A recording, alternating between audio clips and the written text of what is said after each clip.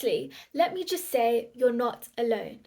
I think just in the last year, I've heard around 10 people I know say that they've either lost all their friends, don't know how to make new ones, or think that it's too late to actually form new friendships. And I mean, I get it, especially in the year that we've had, or 2 years now. It's changed a lot of things for people.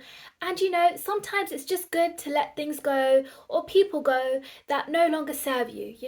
Just a reset, if you will. Like a new season of your life with new characters and a new plot. But I want to reassure you that it is still possible to make friends at any age. Some of the people that I consider to be my closest friends today, I've only actually met in the past 4 or 5 years. And quite honestly, this tends to happen to me quite a lot as I continue to grow and develop as a person. The people that I choose to spend my time and share my energy with also changes to match. And don't ever feel bad about that.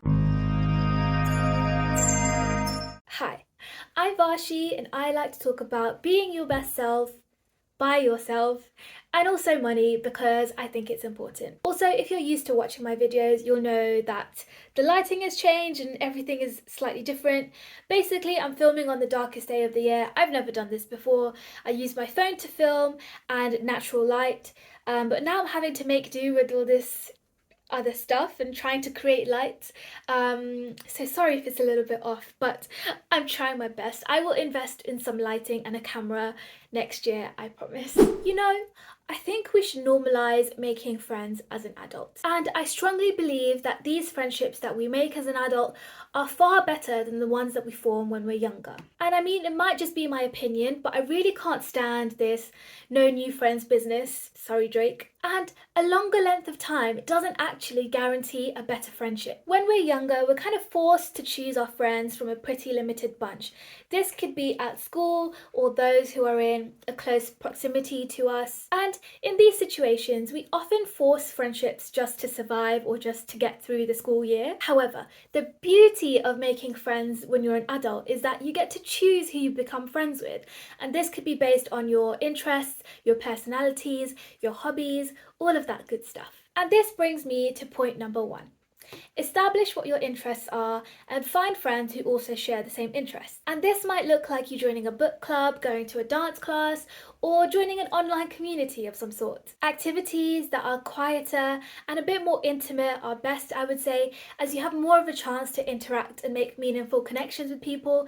And I mean, if you're anything like me, my first thing to do in a large room full of people is just to hide in the corner, and that's not what we're trying to do here. That said though, for me, the place where I've made the most new friends has been a dance class.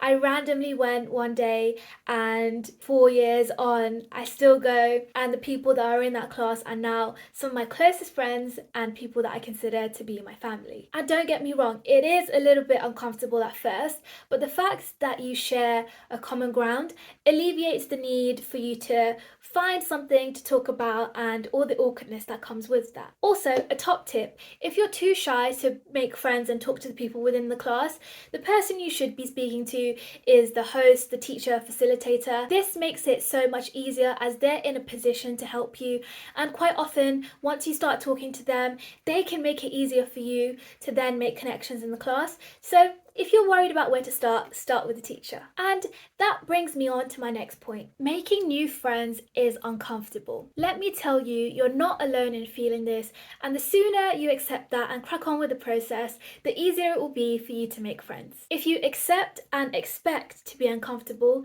you can just prepare yourself to feel it. And I think very few people have the innate ability to feel comfortable in brand new situations. As Homo sapiens, as humans, we're not programmed like that. So in fact, in these situations, everything within our body will be programmed to be on high alert. So just know you won't be alone in feeling this way. And if you're making the first move, in 99.8% of cases, that person is going to be super relieved that you did so in the first place. So be brave and just go for it. And that brings me nicely on to my next point. Assume that people like you. Assuming that people like you actually has a self-fulfilling quality. An American study showed that when volunteers were led to believe that the person they were about to interact with already liked them, they acted in a way that made this come true.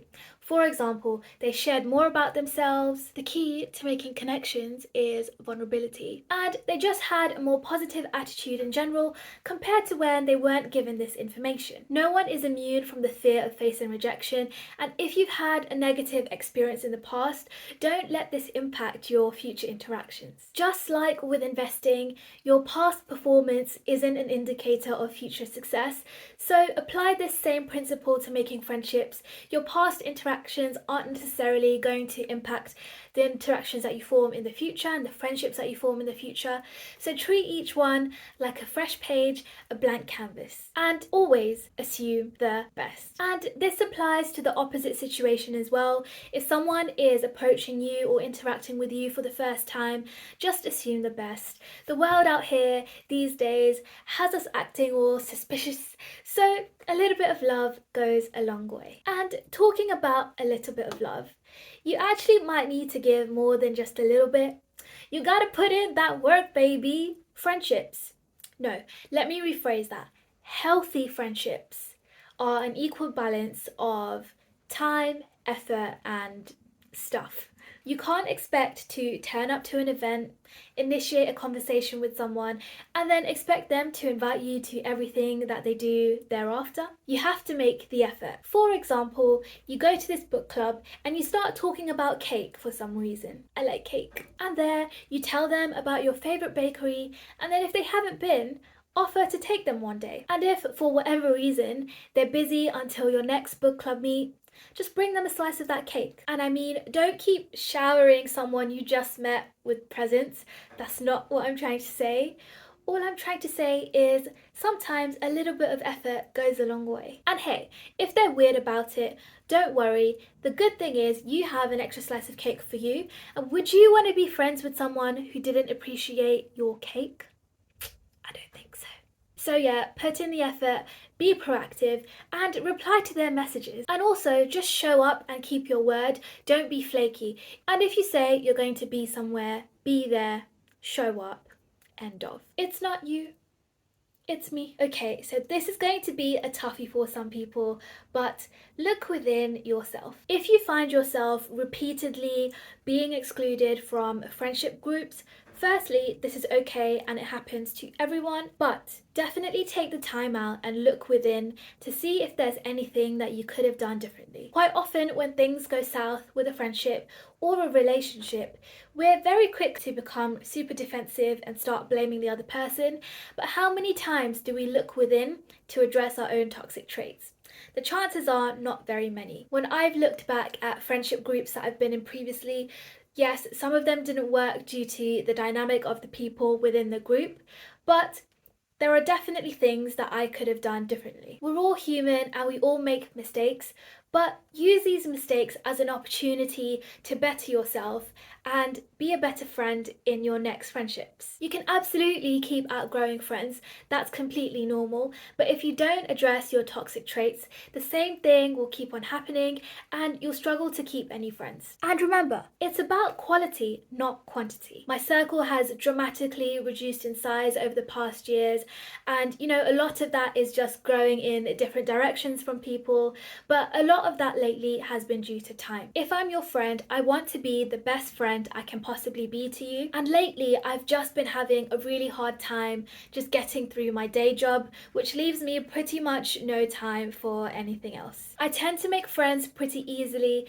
but what I struggle with is being a great friend to all of these people, and that's natural because it's virtually impossible if I want to keep any of my sanity. And also, I've been doing a lot of reflecting recently, and I've just realised that I've been the biggest people pleaser for the longest time, and I've been taking care of everyone but myself. I don't know if anyone else resonates with that, but I've just come to the realization and the decision that I just need to start taking care of myself. That said though, the friends that I do have, I am so blessed to have, and I am so grateful for. I also want to take this opportunity to thank all the friends that I've made on YouTube. Quite often I find it quite hard to find people in the world around me who share the same interests as me or are as motivated as I am about certain things, but the YouTube gods have made that so much easier for me, and I'm just so grateful that I have a space, no matter how small, to do just that. I've been super burnt out lately and just not been feeling like myself for the longest time, so I haven't been able to nurture these friendships in the way that I'd like to, but hopefully in the new year I'll be able to do more of that. And you know, when it comes to friendships, once you've done all the hard work of establishing a connection, the next step is actually vulnerability, and whether that's you opening up to someone else or you helping the other person through a difficult time, that's the key of maintaining and keeping a great friendship. But you know, that's more about keeping friendships and not making them, so maybe I'll make another video about that. And hey, if all of the above sounds way too daunting for you right now, that's okay. I always want my comments to be a safe space, so please feel free to say hello to someone who's already commented down below, or to me. I will always reply. Thank you so much for watching, sending love and light. Thank you.